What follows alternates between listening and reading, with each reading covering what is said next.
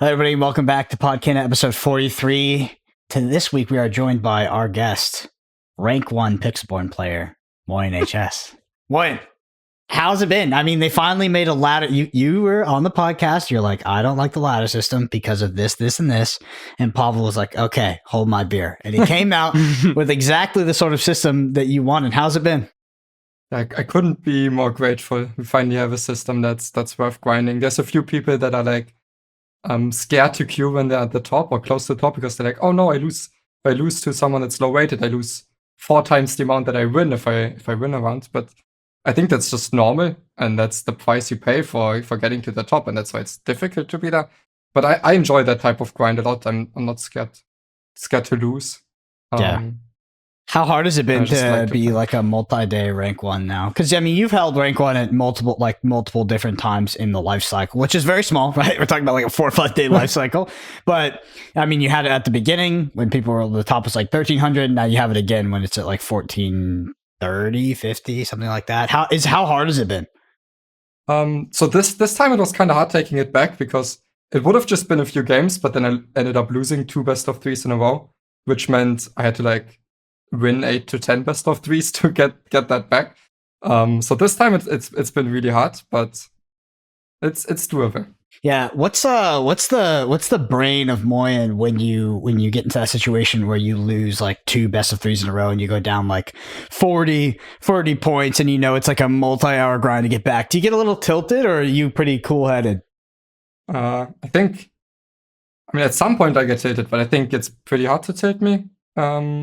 Because basically when I competed in Hearthstone, that was just the daily grind, and how you qualify to tournaments was having a certain rank at the end of the month.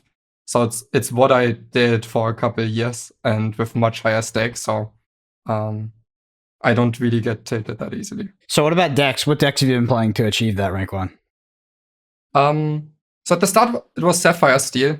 And then people shifted more towards red-blue, and also we wanted to do the deck tag on Ruby Amethyst, so I grinded that a lot to figure out everything we wanted to know about it. And now I've been testing red-blue. So basically, I can still test the good decks and figure out how should we play them, what cards do we want to include. And that still works for climbing, but I can't just maybe play the like tier 2, tier 3 decks and expect to climb. Yeah, red blue is in a particularly interesting spot because red blue is very good into a whole new world decks, but the constraint on red blue is, or the idea is that it loses to Ruby Amethyst, which it's been true for a long time. I do think that if you are a red blue player right now, depending on where you're competing in the ladder, the biggest question you have to ask is, can I make a red-blue list that can also have game into Ruby Amethyst? And as well as not giving up equity in all of its currently good matchups. I think if you solve that question, you have a solid red-blue deck and you have a very, very good ladder deck. Even with that, meta conditions, less Ruby Amethyst, it's a very good deck. I think it's a tier 1 deck. For me, I've been playing a lot of Ruby Amethyst, which it's been interesting because Moyen and I put up a Ruby Amethyst deck tech. And we made some additions to the deck, particularly one in the form of Spellbook, which was an absolute mirror breaker. So I think I was like 25-1 in the mirror, just like total freebies.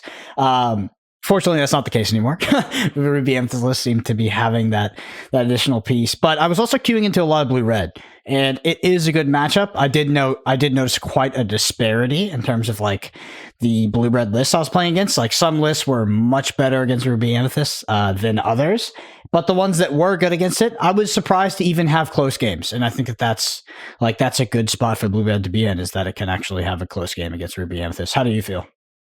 I think for good red-blue lists, the matchup's actually at least extremely close. I'm not even sure who's favored. That's like the big question that every top player wants to figure out right now.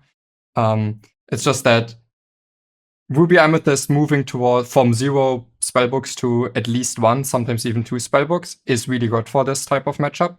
But also Sapphire, Ruby Sapphire is catching on, and they realize that their big way to outrace the spellbook is actually fitting in not 1, but like most people are even on around 2 lucky times right now just to outrace them.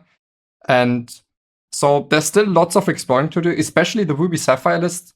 As you said, all over the place. There's lots of different lists, and once that settles down, people agree on how the core should look like, I think we'll get a better understanding of how the matchup actually goes. But I do think it's much closer than what we maybe thought last week, where we said, okay, Ruby Sapphire has high potential, but it's held back by never being able to have a good matchup into Ruby Amethyst. Now it's more looking like it can at least have a close matchup against it. Mm-hmm. In terms of headlines, we did have 2 deck techs go up on the YouTube channel in the past week. One for Ruby Amethyst, one for Sapphire Steel. Check them out if you're interested in those decks. I think both decks are very well positioned at the moment. And we're working on our third.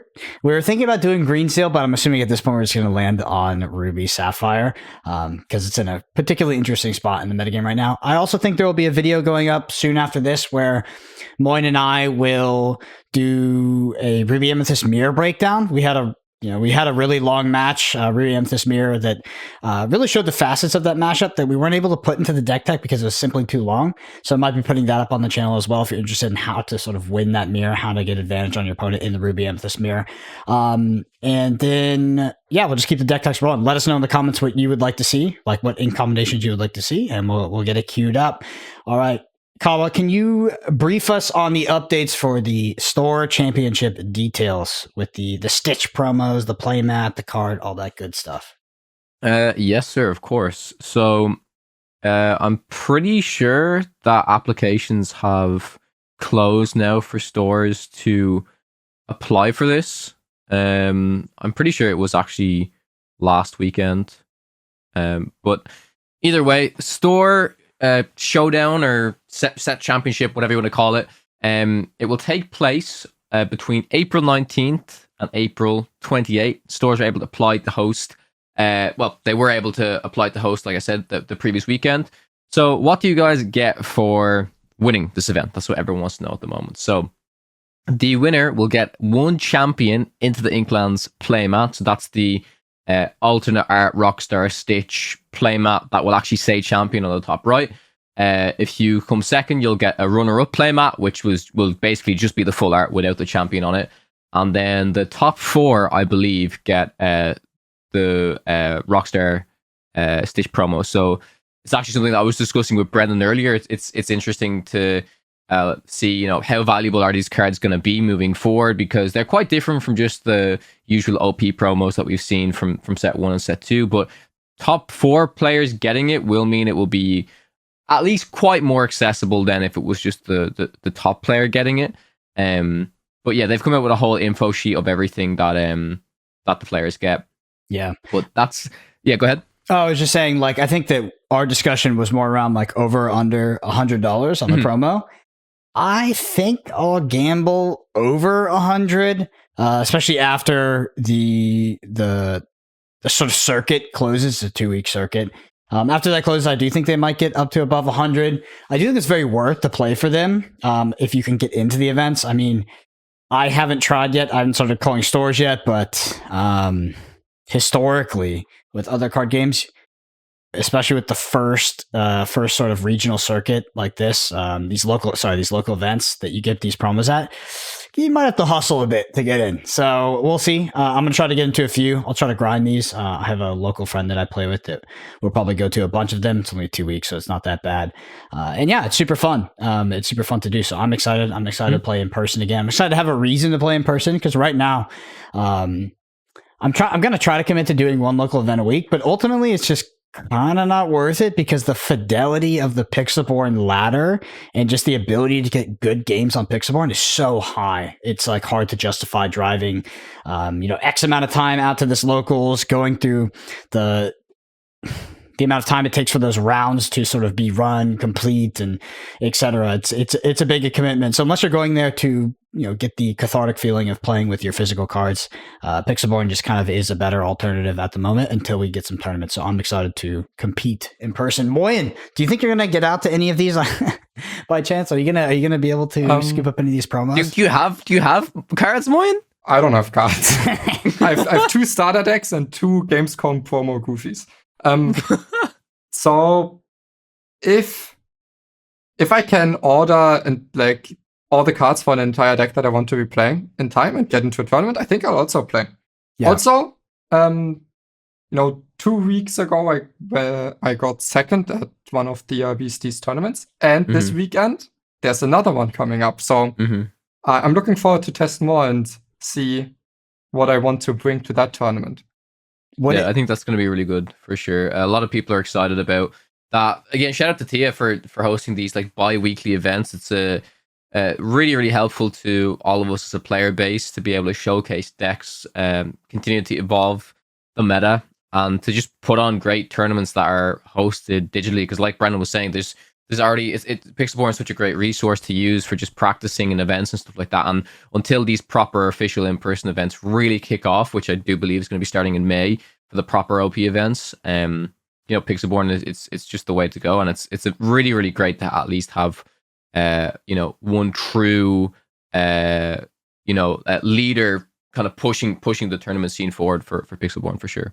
Yeah. Moyen, maybe you could get somebody in Germany to lend you a deck as well. That's very possible. I would like, because I think, you're the promo gamer here. I think you could take down a few of these.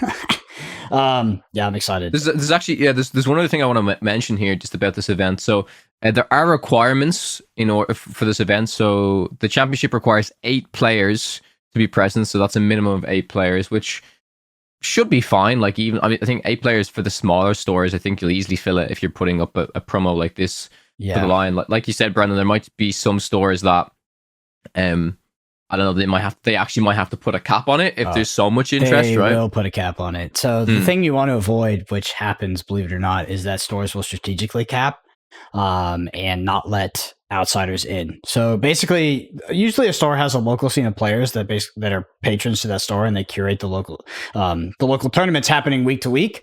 And people can be a bit, I don't know, I wouldn't really call them scumbags because it's fair enough, but it happened a lot in Flesh and Blood in the early days, especially when the promos are really expensive, and you could also win invites to nationals and other major tournaments through these things. Some of these stores would strategically cap very low in order to just let their local scene in and basically funnel promos and funnel invites to that, which is it's unfortunate, but it will happen. So I think it will happen because it historically has in the early days of a tournament like this. So I would be less worried about, are we going to get 8 people in order to be able to run this tournament?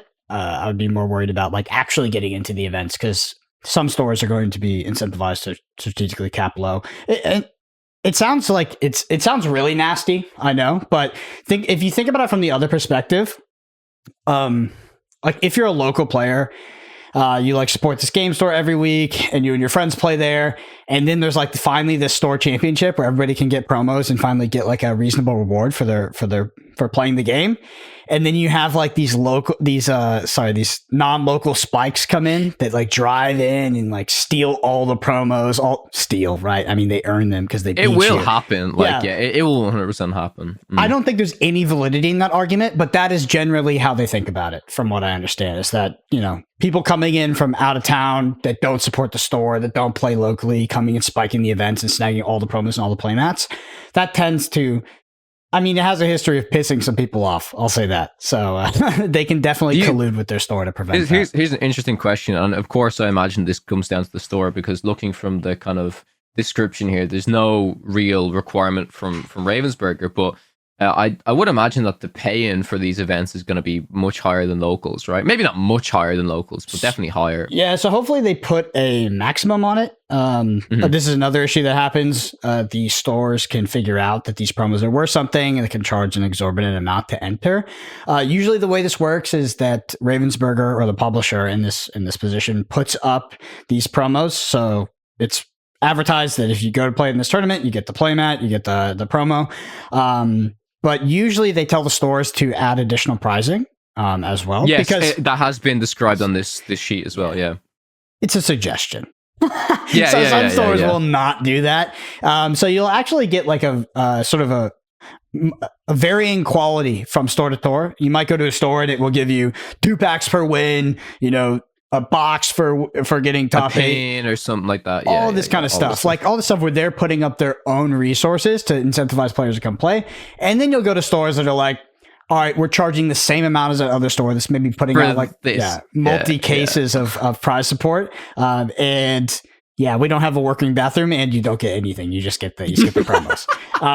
I'm happy that the minimum 8 is nice in the sense that it stops stores from potentially like not firing these tournaments and getting to keep these. I'm assuming getting to keep these promotional prizes. Then they can't keep them. Yes. Well, it's not that they can't keep them, but it does specify that if you do not have 8 players who meet these requirements, you must cancel your event and return this package and its contents to your local Ravensburger office. So again, I would assume Ravensburger are going to be pretty on top of that. Like, I don't know how they will monitor saying like, have the prizes been given out? I'm sure they have.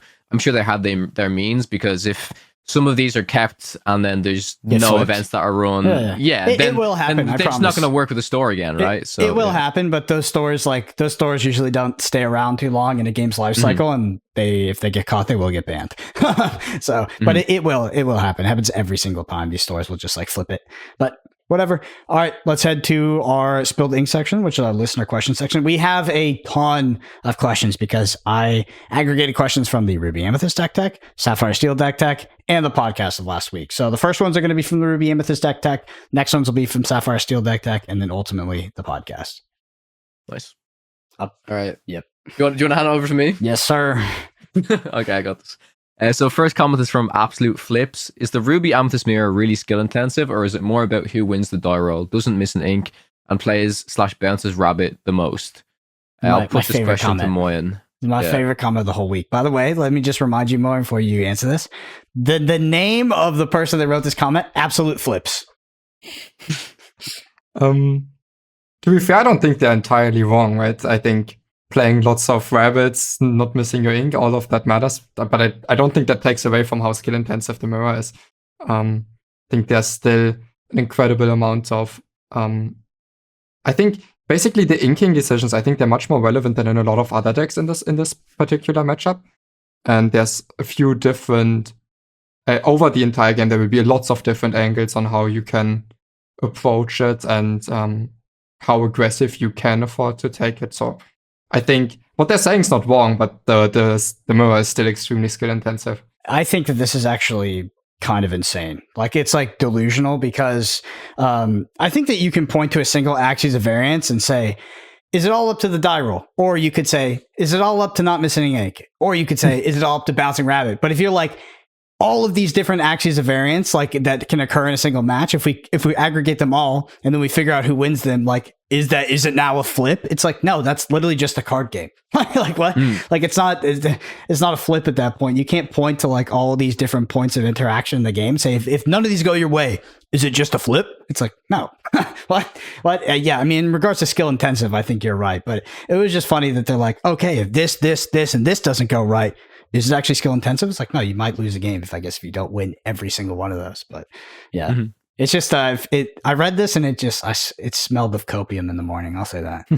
All right, next comment was from Harrison Moden. This was from the Ruby Amethyst deck tech. Great content. I'd like an Amber Steel and Ruby Sapphire version as well. I would also like to see, I don't think you boys have done any Amber Steel deck tech since like set 1, I believe, right? The deck was still really popular in set 2 with the addition of Cinderella and stuff like that. So maybe Moyen's a little bit hesitant since I know that's the deck that did defeat him in the finals. But I know you guys have been actually working on the list, and I believe you made some relevant adjustments. Correct me if I'm wrong. Well, there might be a card that Moyen mentioned in the set review for set 2 that is coming back with a vengeance in Amber Steel. Is it this? Oh, I think I know what this card is. But we have brewed up Amber Steel as well, because I think it's quite potent, but then at the same time, when I tested it, it's not really my style. Plus, I still feel like it's maybe a little bit below the other top decks, but still, it's still something I can see ourselves doing. I think Ruby Sapphire will probably do quite soon, as it's like the hot topic in the community right now. And for Amber Steel, I think we're going back to flutes. I think in a lot of these matchups, Amber Steel, if it can't compete on the axis of incremental lore throughout the game, that it doesn't really compete well against Ruby Amethyst. It doesn't really compete well against Ruby Sapphire. But I think with the flutes, it's actually potent again. But I don't want to be the guy saying again, because I think that's true. Like with my whole heart, I think Amber Steel seems like it's going back to flutes as their preferred item choice. But still, on the weekend, you probably won't see me play Ember Steel because I still don't think it is like the top deck. Okay, so I'm calling it now. Moyen's going to get to the finals, and this time he's going to be defeated by a flute Amnesty. I'm excited for this tournament. Moyen will probably stream. Oh, I forgot that we might set up a stream on YouTube as well. I forgot about that part. That would be sick. But I'm actually going to be watching. So these tournaments, they tend to go like for US time zone. They basically take up like that entire day. So on those weekends, I usually have things going on, but I have the stream pulled up on the big screen in my living room, and I take little phone pictures from Moyen, and the whole household cheers on Moyen as he runs to the finals. For me, I'm planning to stream just queuing on rank 1 in the upcoming days, and if we can set it up, maybe I can do a stream at Podcana's YouTube as well. Mm-hmm.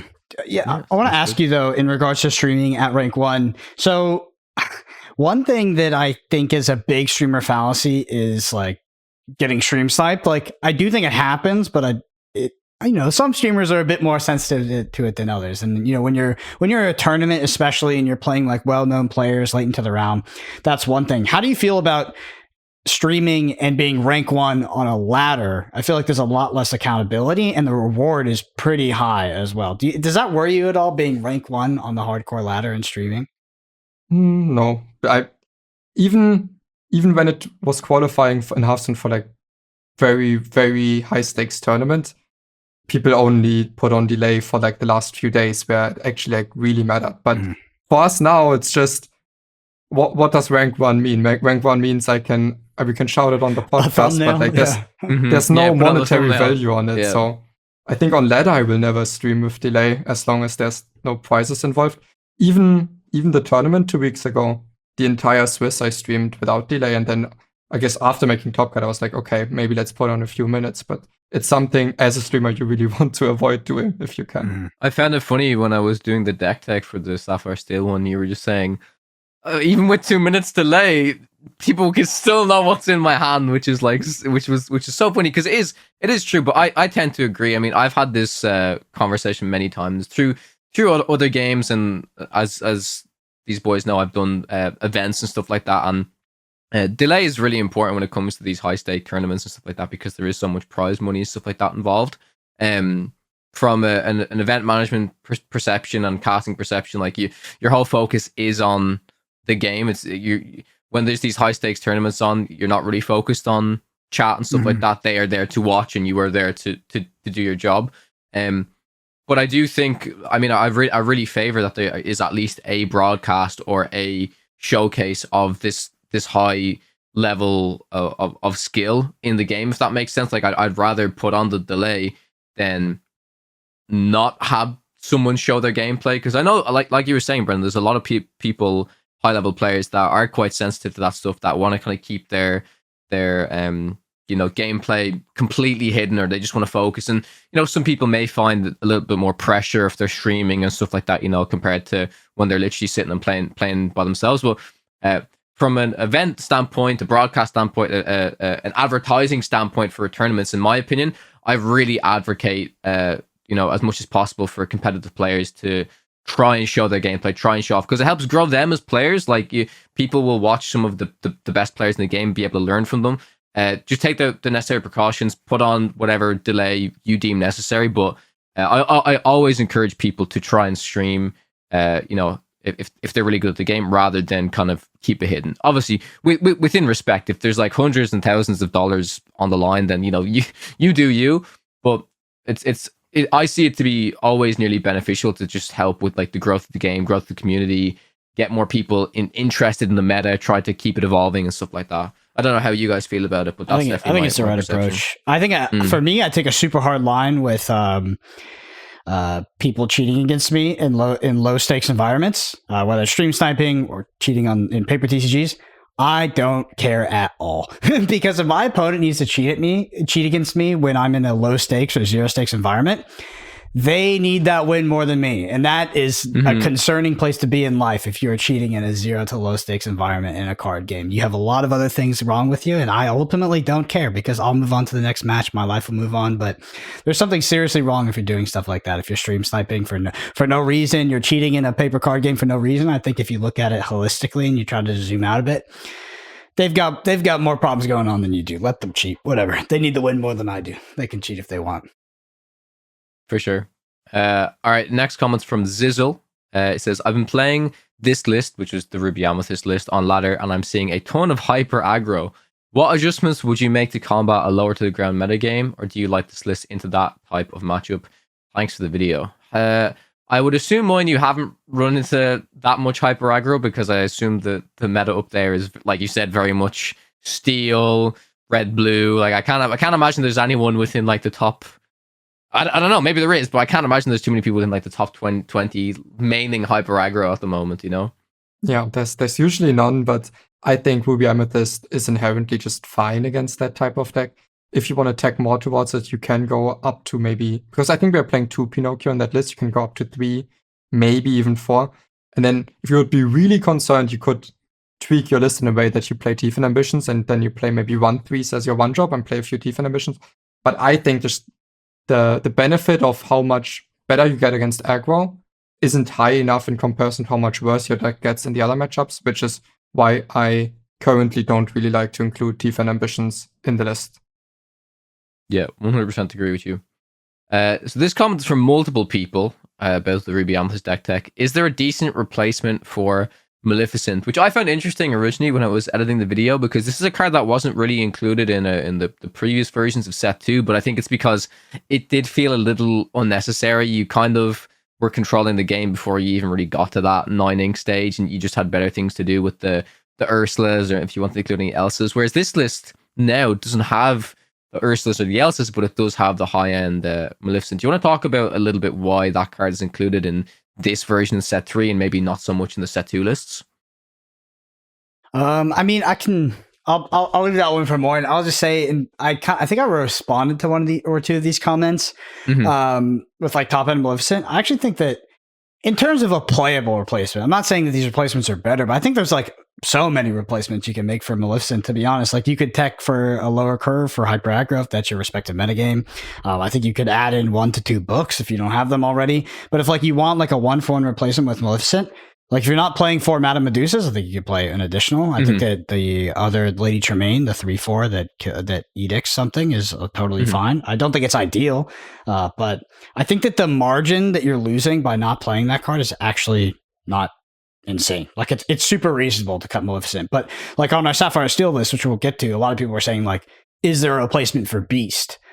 That for me is like a different question. Like there are replacements for Beast, but I think your deck is actually going to probably be worse, where there are replacements for Maleficent and your deck might actually be almost identical in terms of power level. The one thing I'll say, if you're replacing the Maleficents, like you said, if you're replacing them with Madame Medusas or with Tremaines, that's fine, but you do need to take into account that you're replacing an inkable card with an uninkable card, and that actually does matter. That is important. But yeah, Moyen, you want to talk about maybe a little bit why you think the card's good in this list? So basically, I think the main reason is that the top end we used to play was preferably Ursula, as the cantrip that takes Loa away is a threat, can sing Beprep. But Ursula has fallen out of favor because of Kid Cloudkicker and Madame Medusa being prevalent now. So it's like the only sort of top end that we can still play and want to play that doesn't get hit by that. But I don't even think... And also, I guess, a few Sapphire lists have become more popular, and then it helps you grind against them a little bit. Other than that, it's really not core to what the deck wants to do. I just... When people replace cards, sometimes they fall into the trap of saying, okay, I take the card that does something similar, the next best card that does something similar. But that doesn't need to be the case at all. I think if you don't play Maleficence, you don't need to be replacing it with Tremaines, even if Tremaine is a fine card to include. I think you might as well just play a few extra 1-drops, play a few extra 2-drops, maybe play a second book. Like, you have a few extra slots, but you don't need to be putting another card in that also is a body that kills something. That's fair, yeah, 100%. Next comment is from User, wondering your thoughts on Teeth and Ambitions and why it's not included in the list. We already discussed this, in more of a hyper aggro meta game. You could definitely include it. You could put the 1/3s in there instead, but I definitely agree with Moyen. I don't think it's needed. There's one thing I want to say in regards to Teeth and Ambitions. I think Teeth and Ambitions is like a pretty bad removal spell as well. It's so funny. Before you came on, Brendan, myself and Moyen were literally talking about, we think Teeth and Ambitions as a card in general is actually like very bad. It's just because it's the only cheap removal within Ruby. That's literally why it's played. Because most of the time, it is a pretty bad card. I never want it in my deck, but some metagames, it's like they incentivize. Some metagames just actually require a card like that. Yeah. Yeah. Also, but the thing is, so many things changed, right? Thief and Ambitions was a card sometimes we had to include, but we didn't want to, but we still had to include to fight off some aggro decks. I think now the deck wants to play Pinocchio anyways, because it wants to deal with Ursulas and stuff, and because it wants to play Pinocchios, Rafiki and Churnabox followers are the better 1-drops to play instead of 1/3s. And because of that, Thief and Ambitions has also become worse, because you're not just playing a deck that plays 8 1/3s to begin with. So I think it's less needed, but also a lot worse to include in current lists. So I think we won't see Thief and Ambitions come back. And aggro is also less popular. So there's so many reasons why Thief and Ambitions doesn't really make sense right now. What's really interesting is even at the end of last set, when I was facing all of the Ruby Amethyst control decks, when I was on the Ruby Amethyst Hyper Aggro, I was like, oh, Teeth and Ambitions is the one card that really kind of puts me down, right? That kind of slows me down. What's funny is I played against one person that was actually running the Pinocchios instead of the Teeth, and that like destroyed me. Like if I thought, oh, Teeth and Ambitions kind of slow me down, if my whole game plan is to ready my, Arthur up and stop my opponent from interacting with it, they just play Pinocchio, and now, especially now with a card like Rafiki, your game plan is just done. They remove your stuff so much easier. So, like, again, the only difference is Pinocchio's uninkable, but I think it's very necessary that he is uninkable, right? And it's still perfectly fine to include him in the list. I think Teeth is like insane against Amber aggro decks, especially Amber Steel aggro decks. Like we saw him a little bit at the beginning of set 3, but that deck will often play a turn 1 Cinderella and then go for like tempo on board. But if you play a 1/3, then Teeth and Ambitions to kill a Piglet, it can be pretty rough. Often, like, you won't have a sort of relevant board state that could actually kill Piglet if you played Pinocchio at that point. So I felt like Teeth and Ambitions was pain to deal with back then, but nowadays it's just there's not fantastic targets that Pinocchio doesn't also hit and sort of own. I can't imagine that's even still like that favorable for you though. Like if they do Cinderella on 1, you do your 1/3, they do their Piglet, you sing it, you kill a Piglet, then you have a 1/1, they have a 1/2 Singer Cinderella. They can just like Let the Storm Rage On. They can just kind of keep controlling the game. So like, even when it's kind of doing what it's doing, it's still not amazing. It's fine. Like, you know what I mean? So it's that deck. I feel like if they kill Piglet on 2, it's just like it just folds. It's like, all right, it's over, it's done. All right. All right. Next one is from Guy. I've seen a lot of Ruby Amethyst players cut the gym/locations package completely in favor of playing better cards. I know this video had a matchup where locations won the game, but as they said, that usually never happens. Yeah. Let me clarify what they mean by won the game too. They literally won the game. I still think there's plenty of games where locations win the game. Like it's not like they're bad cards, but we had a matchup in this one where we literally won the game by putting double location and tempoing our opponent out. But I think locations win tons of games. Like I think they're good cards. I had been asking Moyen if we should potentially cut them all and just tech answers for locations. That was a couple of weeks ago, but yeah, Moyen, how do you feel in regards to locations, Jim Hawkins? Because we have come down a bit. We've come down quite a bit. We were used to run RLS Legacy 4 Jim Hawkins, and now it's like 2 Jim Hawkins and 4 Queen Castles. Castles, yeah. For me, I would say even if I would cut down to 0 Gems, I would still play 4 Castles. Mm-hmm. It's a card that ends up in ink a lot, but it is good on a different axis that no other card would often be good on. So just having access to elect that is just very, very good. Because it can, like, the card draw can be kind of nice, the playing won't be report, everything about that matters. I think Jim is still worth including, but if you cut him, that's totally fine as well. I think Jim's best matchup is against the Sapphire lists, where they, like that, especially against Sapphire, Steel Jim is one of the best cards, because you want to just get stuff down as quickly as possible before you get reeled. You don't really care that it costs you an extra card. In the grindier matchups, it can hurt, but even against Ruby Sapphire, you just want to get a lot of early lore in, so that later you can still close out the game, even when you are getting outgrind it potentially. Mhm. So I think against the two Sapphire decks in the meta, Jim is still very good. So I wouldn't want to cut down on him more than we already have. I think that the Queen's Castle is a super relevant sort of angle and win condition you have in the mirror. So both players in the mirror usually holding at the ultra late game or holding back some form of Maui's for a location. Maybe they developed the Maui's Fishhook already. And sometimes what you can do is like late into the game, you have like 12 ink, you maybe develop the Maleficent on board. You sing Be Prepared for the Maleficent and you do double location, triple location. One of those. And then they need so many Mauis in hand to deal with that because the Fishhook only hits one Maui. So usually they're only killing one of those locations, best case scenario, and then you wipe the board again after that, and you're putting them in a really hard situation to actually be able to clear your locations and come back into the game.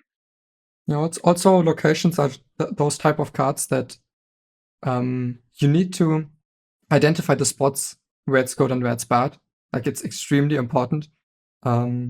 Like against all Ruby decks, usually early it's just ink. It's very rare that you actually want to play an early location against those decks because the Maui punish can be very big. But under the right circumstances, they're just extremely potent. Yep, for sure. Yeah.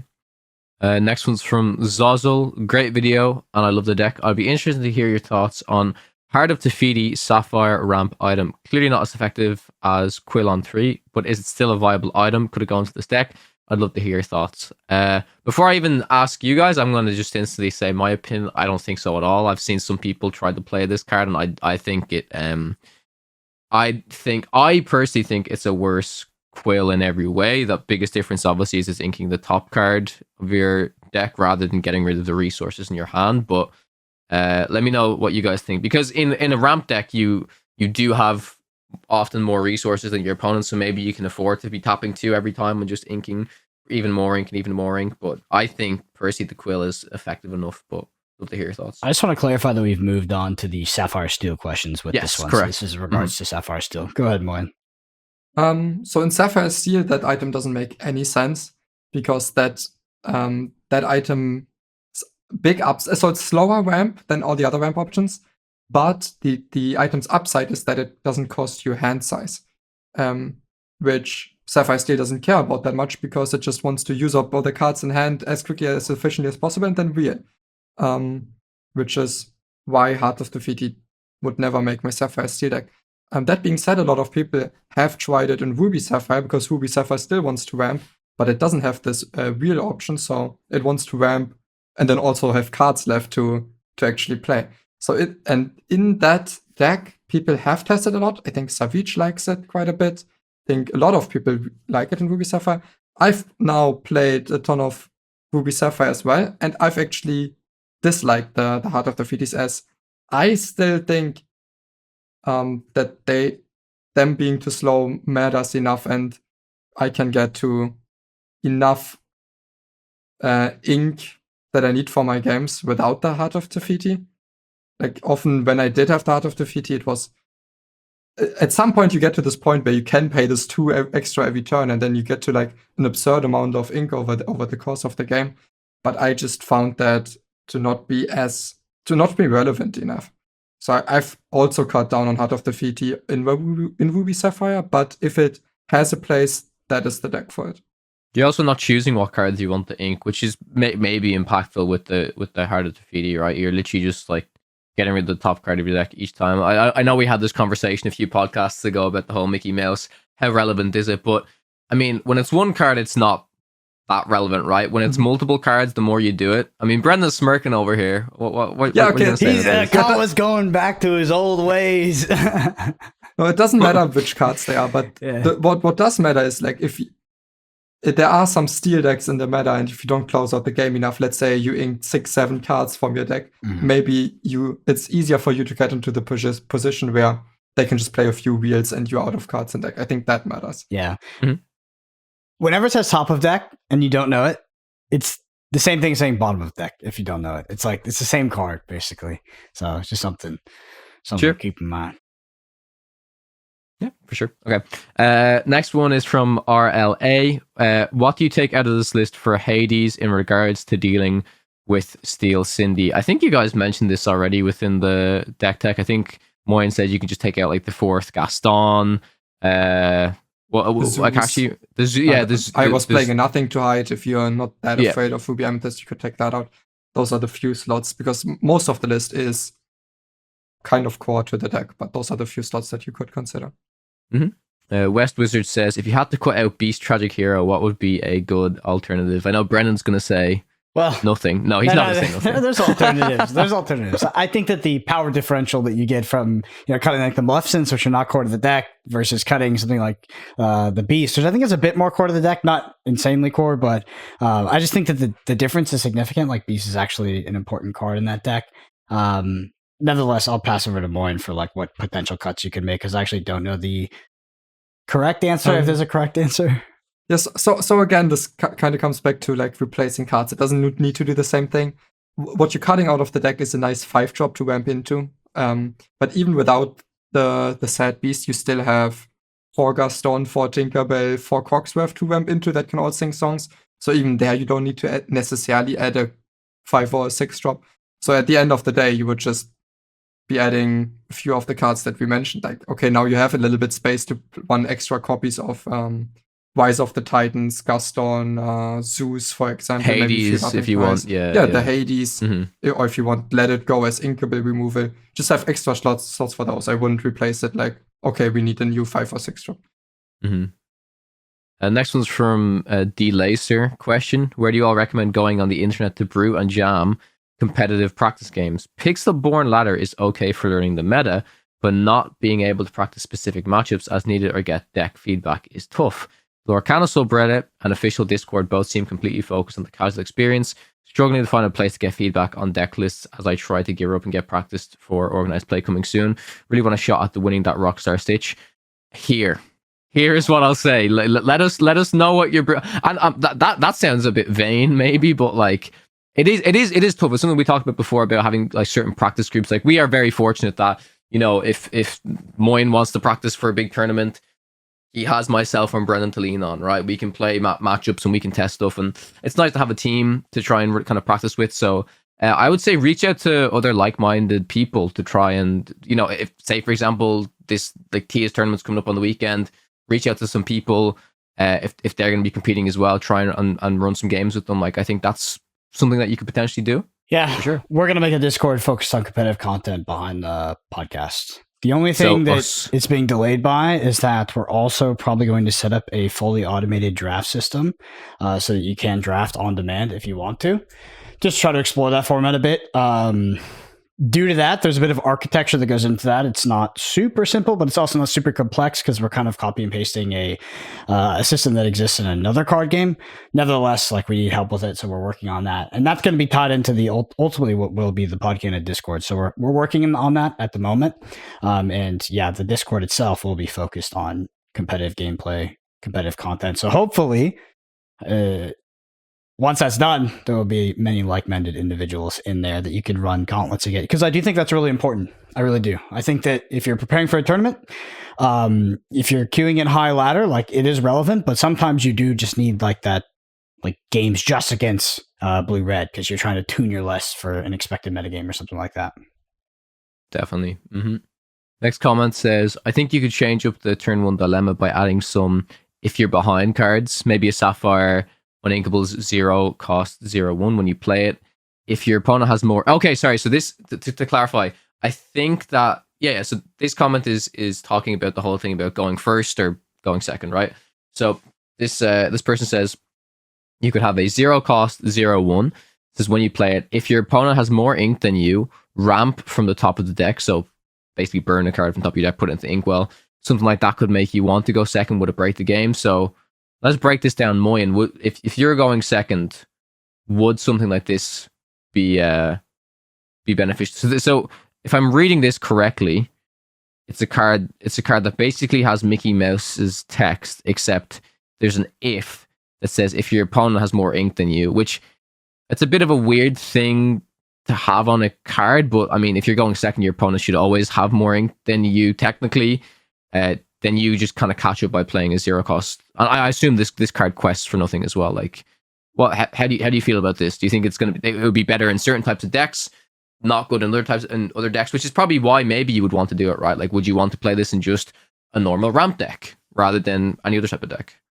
I mean, I think a 0 cost, like especially if it's like, let's say it's inkable, then it's like an incredible card. He does specify it's uninkable. Oh, it's uninkable. It's uninkable. I don't know. Like I don't want. I think rather than focusing on that theoretical card, I would rather want to focus on the concept of having cards that have some. Because I think these type of cards, I don't want them to be like useless when going first. Still, I think that still wouldn't be great card design. But I think the concept of, okay, this card has an upside if my opponent has more ink than me. That I think that's an interesting concept. Those that could mitigate first play advantage, and also that's like an interesting strategic decision of maybe even when going first, I don't ink, so next turn I can use this card with this upside. So I think that's interesting and good card design, this type of effect. So this was the first thing I thought of when we talked about the first play advantage, and people were starting to submit solutions to the comment section. First thing I thought of was designing cards that said if your opponent is on greater ink, because I think that's a very elegant solution, and I think most of those cards would have to be inkable. I was thinking about it as well in terms of like a blanket rule you could apply to all cards, like some sort of benefit that all cards get if your opponent was on higher lore, but I don't think that would be good because your opponent would probably strategically start not inking, which is sort of a card game cardinal sin. You're putting your opponent in a position where they strategically don't play their cards, and that's not ever a good place to be in, I think, most of the time. It also hose ramp decks. So I think if they designed cards that had conditional if opponents on higher lore, I think that's a cool space for design. I would probably put them, I don't know if we put them on creatures, if we put them on songs and spells and things like that, but it was actually, this was the first thing that I was thinking of in terms of card design and how to fix the system outside of a third party, like not a third party, but outside of this like additional layer of a rule that exists in the game. Definitely. Next comment is from Nuktat Knight. Love the podcast. Want to ask a question. Do you all think Relentless Beast OTK is viable, or are the Bayous and Nottingham's too clunky? I have no experience on the deck. Besides, I think all of us, we've only talked about this pretty much within like week 1 of it, and it seemed like a bit of a meme. But like, has anything changed with that deck? Because I know you guys were talking about Green Steel, right? That's something that you wanted to kind of approach, but I'm very much assuming that combo is not in the Green Steel deck. Yeah, people have cut it again. It seemed a little, it's not even that clunky, but it seemed like somewhat unnecessary, as the deck kind of just wins by incremental advantage doing efficient stuff, and then I don't really think it needs this type of OTK combo. That being said, I think especially the Beast itself is a card that has potential in that deck. And then the Sheriff can be occasionally good with reels, but I don't think you want to be playing for the combo still. What do you think, Brandon? Nekadai asked if it was viable. I think it's viable. Sure. I think it's a flexible word to use, but I think that deck is totally reasonable. Like it's not a boss is on a roller bippity bop. No, I'm just kidding. But it's actually pretty reasonable. I played against it a few times on ladder. I'm with Moyen. Most of the time when there are these multi-card combos, I often don't want to be doing that unless it's absurdly powerful and absurdly consistent, and we haven't really seen that quite yet, and I don't think that this qualifies as that. Nevertheless, I've seen that the Beast, like you said, show up in these Emerald lists just as top end for additional value. And because it doesn't die to Medusa, it actually stuck around for 1 or 2 turns a few times. So, and that's all that combo needs to go off. Just the Beast survival turn, and then you have, you need to form hand, play Sheriff and Bayou. So it can also work. So my answer was basically not saying it's not viable. It was more saying maybe it's not the way I would build it or the optimal way to build that color combination. But it's not far behind that, and I think it's completely fine to do so. I actually have a question when we're on these decks. Where do you think Steel Amethyst is right now? Steel Amethyst? Yeah, the Jafar deck. Think it's okay, but I think. Would you put it in the same bracket as Amber Steel? Would you rate it higher, or would you rate it lower than Amber Steel right now? It's probably very similar in power level to Amber Steel, like nice tier 2 deck. It's like so I think the preferred version to build that deck is this mid-rangey blue fairy approach, which is okay, but on its own doesn't compete well enough with the other decks. And then the Jafar stuff can be interacted with quite efficiently to just remove the shift targets, and then they still have like these hands where they still have the big Jafar and wheel in hand, and you remove their shift targets and they can't sing wheel, and then they're in this really awkward position. And then even, I think the biggest weakness of the deck is then even when they do get the Jafar and wheel off, that sometimes you just ramped before that, and then they wheel you, you beat prep, and you're still in the spot where, okay, they gained 7 ink, but the game stays completely playable. That being said, I do still think the deck's very good. It's just, I'm just trying to explain why I don't think it's maybe tier 1. Yeah. I think the deck's like from a, if you're looking at the deck just and you haven't kind of seen the play patterns, it just plays good cards, to be honest, right? It's something that I heard Brendan preach throughout the deck tech. It's like, if you're not playing the Madam Im package, what are you playing, right? The Madam Im package is just so powerful, and in a deck where you have steel, you're just playing good steel cards that has good removal options as well. Like the deck looks like it can be good, but if you're wholeheartedly relying on the combo of the Jafar stuff, like I still don't think it's that consistent for that to literally be your win condition. Like you said, like, yeah, you can get 7 lore out of it, but the dream of literally winning the game through this combo, I don't think it's the way, you know? I think that the way I would put it is not that it's not consistent enough. Because like if you add in bad cards, you could maybe make the combo more consistent. But the combo is not powerful enough, in my opinion. Because if you do increase the consistency of the combo, the deck is not better. It's actually worse, in my opinion. I think that there's a fantastic lesson that people can learn, or at least a heuristic they can take for future deck building as sets go on, as sets sort of evolve.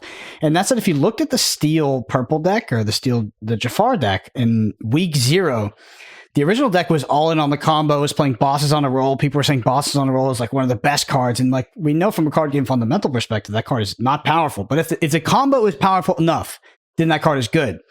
But yeah, again, we get to this thing where the combo ultimately it's not powerful enough to where you'd want to play bad cards in your deck to make it inconsistent. We saw it ultimately evolve into more of a mid-range deck that can win the game on multiple avenues, but still has this Jafar combo in it, which is powerful, but it's not powerful enough to build your entire deck around.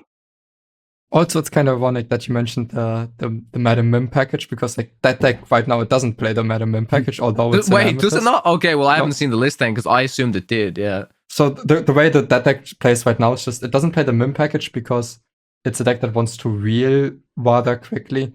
So is it more card that just costs 1 card? Is it more all in on the combo like Brendan said now, or is it?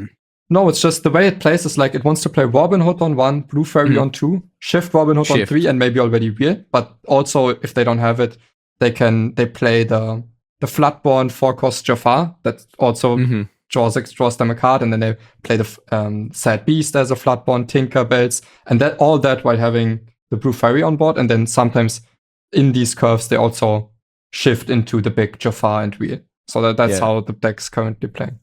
It's interesting. I think my brain is fondly remembering the Amethyst Steel from set 2 that I know you guys were testing for a while, where it was like this deck actually it seemed the deck seemed legit. It was just like in the against Ruby Amethyst, it really struggled to deal with the Ursula, right? I remember that was the biggest problem. Popular deck, dude. My win rate with that deck was atrocious. I was getting owned on Steel Purple. Oh man. All right, and our final comment comes from KB. Great episode again, gents. Curious if Moyen would make any changes anticipating in their new weekly meta shift, assuming meta goes more location hate and or slower as the presence of steel in general has slowed down aggro. This is in regards to Steel Sapphire, I believe. Which is interesting because with the way the meta has shifted in these now, so since that tournament, it's now been 1.5 weeks, and the meta has shifted so far down the slow decks and no one's playing aggro anymore that I wouldn't even be playing Sapphire Steel right now because the matchup into Ruby Sapphire is so bad. So that right now the meta is in a state where the decks are trying to beat each other in these slow races with multiple spellbooks and multiple lucky dimes. So basically, I think the two contenders for the decks that I would be playing if the tournament was today would be Ruby Sapphire or Ruby Amethyst. And also have like 2 spellbooks in the Ruby Amethyst, two dimes in the Ruby Sapphire list. But also now, in theory, we would be going into the next meta shift where, because everyone's playing these ultra late game win conditions, you could actually just say, okay, I'm just playing hyper aggro. The problem is, I don't think hyper aggro is still that good. Like it can catch some people off guard, but if you just face into any, like it's the risk of playing hyper aggro is a lot higher than the risk of playing any of the good slower decks, because the good slower decks don't have such atrocious matchups as aggro has against steel. And even in the good matchups, I'm not sure they are as good as they used to be, because I think even the slower decks are a bit better at dealing with aggro stuff. So right now it's just every deck is playing more and more late game win conditions. Not just slow win conditions, but like questing win conditions.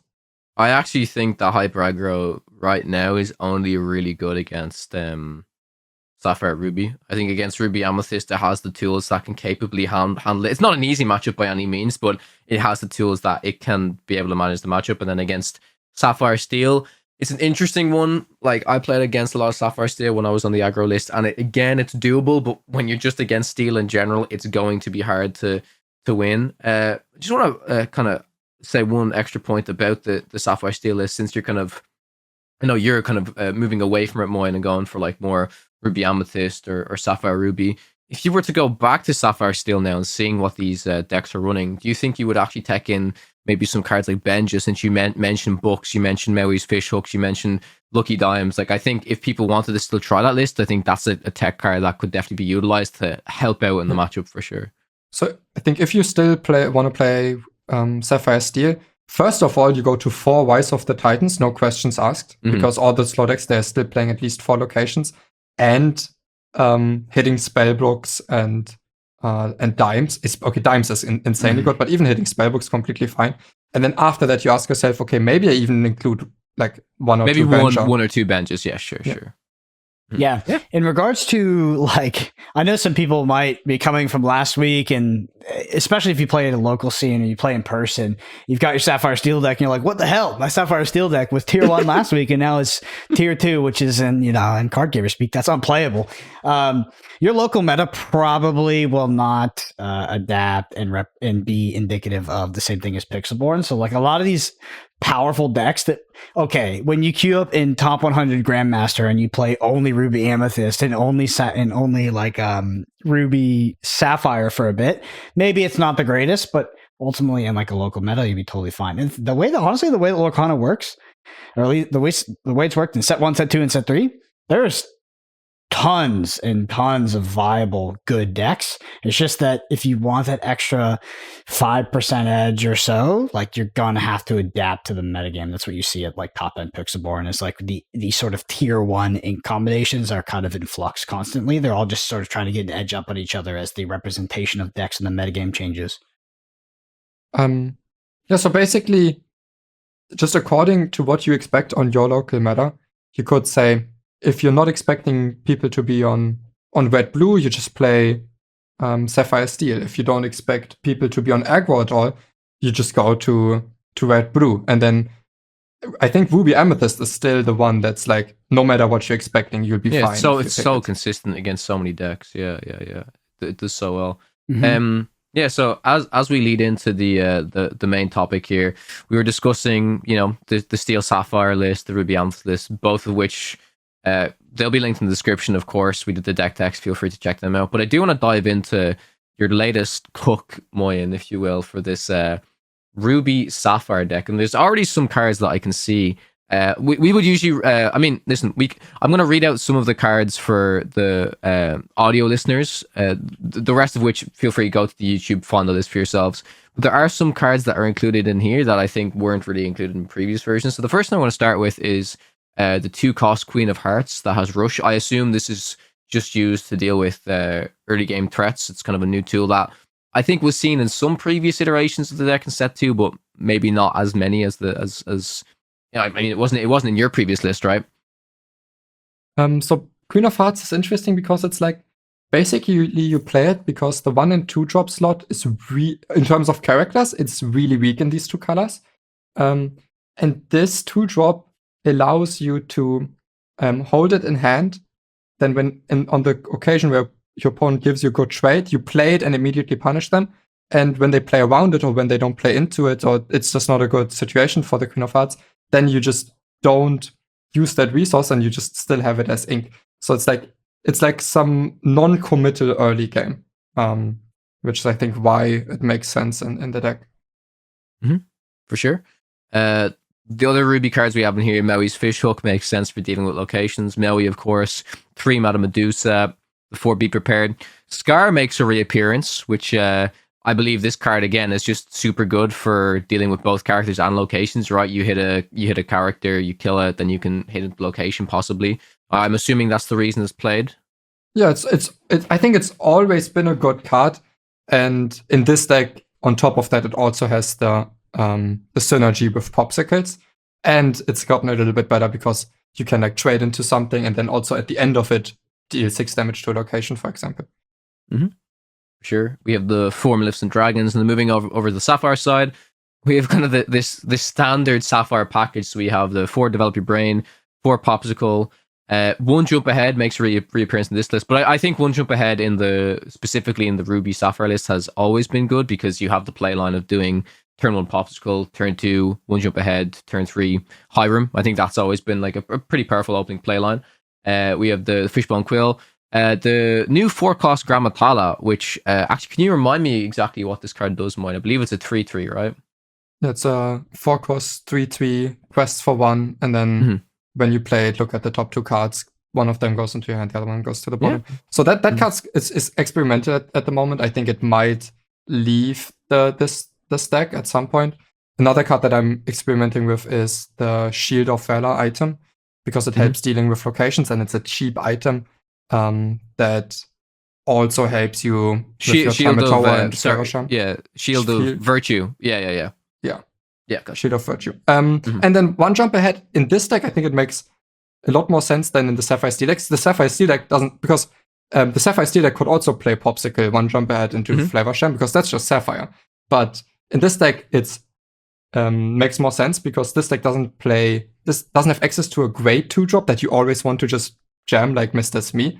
So it needs to do something else. Plus, it's easier for this deck to recover if you just go 1 Jump Ahead, anything that costs 4, because then it can already recover the board with Maui. So I think that's why it sees play in this deck, but doesn't see play in Sapphire Steel. For sure. And just to finish off the list, we have 4 Hiram Flaversham, 4 McDuck Manor, 3 Gastons, 2 Lucky Dimes, and 4 Tamatoa. So Moyen, please talk to me about this Lucky Dime, because I know we evaluated this card and we were like, oh my god, unplayable, can never be played. Like, it's playable in the wheel meta when you're on like you're ramping and like I don't know. You need Lauren will tell you, but yeah, Lucky Dime gives you reach. Like you need reach against some of these decks. I feel like, and basically, it's the biggest.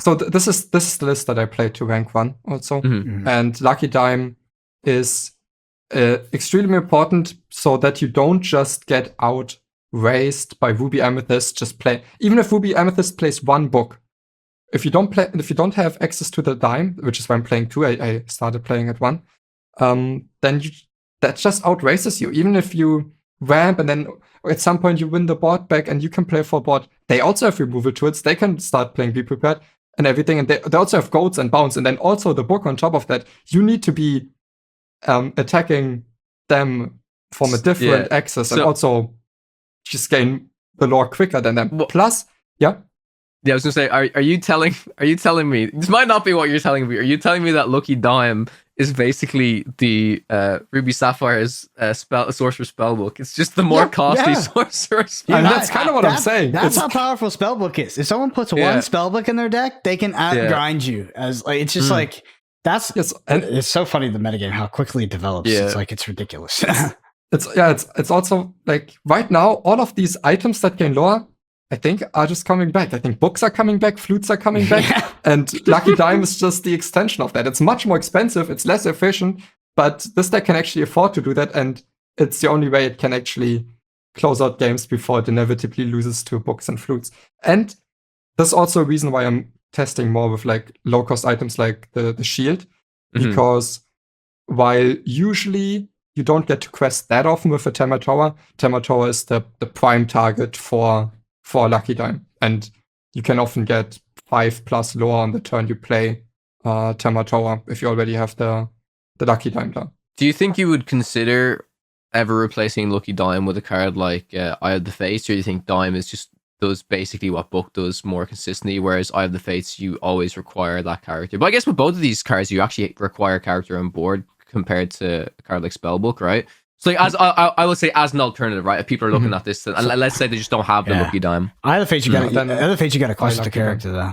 Lucky Dime is gain lore equal to the. That's true. That's true. Because like if they be prep you, then then Eye of the Fates doesn't do anything. While you just play Gaston, gain 3, play Tamatoa, Pawpsicle, gain 5, something like that. It's also a card that's a little bit of a trap, I think, because I've seen people reintroduce Bell into the deck just because it's a good Dime target. I think Dime is good enough in this deck. You don't want to be making.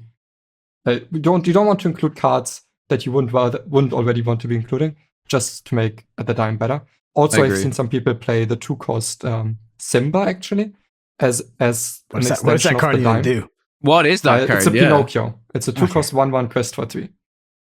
So some people have been on that as well because it's like the aggro Simba. Oh yeah. Because once you have the Dime down, you put the Simba down. You already gain 3. Then they have this threat on the board. If they don't deal with it, you can like gain 6 next time. But I still think that's the type of card that doesn't. I mean, don't want to be including just for that. It works well with Gaston and Tamatoa, right? Those are your two prime. Yeah, those are the prime targets, and then on other turns you just fit in 1 or 2 lore, and it's fine. Yeah, it is interesting though about the Simbas. Like, I mean, I could see maybe 1 or 2 make it into the list, but I mean, it is a weird one because it could be like the type of card that you want to kind of close out the game, but it also isn't really what your deck wants to do. It's kind of like including a piece of the puzzle that may help you win at a certain stage, but then might be more detrimental to you for the rest. But again, it's probably just going to be a fish. Yeah, it's uninkable. It could probably just be Fishbone Fuel. That's probably what it would be most of the time if it was in the deck, let's be honest. Yeah. I think Lucky Dime is a win condition. Like, we're not like curving into Lucky Dime. Like, yes, you might play it on 7 at some point, but I don't need a drastically more efficient target for Lucky Dime to hit. Like, Lucky Dime is something I'm putting on the board as a win condition, and I'm playing good cards on top of that, and Lucky Dime is giving me additional value and additional reach to be able to win the game. It's not like I want to put a bad card in my deck so that, like, okay, on turn 9 I can do the thing. Yeah. That being said, I do think because we are already playing Shield, we're already playing Tamatoa and Lucky Dime in the deck, that does increase the value of every item that we could be playing. So it makes me reconsider some items that I otherwise maybe wouldn't be playing. One other question. Judy Hops. Yeah. Are we playing Judy Hops eventually? Like, for the mirror match, for the mirror match. It hits books as well. Yeah. So it is a tech card that in this current meta development makes sense. But in the past, even when it did make sense, people were like often still deciding not to play her because as just a book tech card, it always used to be the case that even when it hits, it wasn't good enough to make me want to play Judy because they still get the draw of it. They already used it. I need to have it on the correct timing. But I think now that it has multiple decks and even an even bigger target on the Dime, I think a few Judy Hops can definitely also make sense. If Hops is hitting a Dime, I think you're happy. Hitting the book, you're less happy, but hitting the book could I mean, especially if people are only running 1 or 2, then it is probably more important. But yeah, for sure. Yeah, even hitting the book can slow them down enough and win you a game. So, but okay. I'm just happy now that you've shown me this list, Moyen, because for some reason I packed 2 foil Lucky Dimes, so it's going straight there. I can finally play my. I thought these cards were going to remain in my like, you know, storage forever. I'll never touch these cards. Well, now I get to bring out the foil Lucky Dimes. Let's go. The Lorcana metagame is hilarious. Like, we're in the complete, like, where we were in week 0. Week to week, right? Week to week, it changes. Crazy. it's the opposite too. Like we're in like the opposite position we were in like week 1, week 0, week 1, where it was like week 0 is a bit of aggro, but it's like Jafar combo, and it was like tempo, everything is tempo, and we're like cheating locations and like winning super early, and everything's like a grind fest. Like you put one spellbook in your deck and your opponents don't have it, and your win rate goes up like 20-30%. It's like insane. Just hilarious to me. Mm-hmm. Well balanced game. Anyway, yeah, I gotta stop calling the main topic, because if I put that in the timestamps, people are like, what the fuck, a 52-minute main topic? Now everything's the main topic. We're just talking about the list. All right. Mm-hmm. Anyway, if you listen to this podcast, you enjoy it, leave us a review on Apple Podcasts or Spotify. It helps so much. Watch out for YouTube. If you deck techs are Steel Sapphire and Ruby Amethyst already up there, but we'll try to get Sapphire Ruby up, as well as the Ruby Amethyst mirror video. So check that out. Video version of this on YouTube at youtube.com/@Podcana podcast. Hit that subscribe while you're there. We've been ramping subscribers. We're hitting one jump aheads, all the good stuff. We're going up fast, so we appreciate that support. And if you haven't subscribed, definitely click subscribe. Twitter's at Brendan APG, Moyen _HS, and Kawatek _CG. Thank you all so much for listening. We'll see you next week.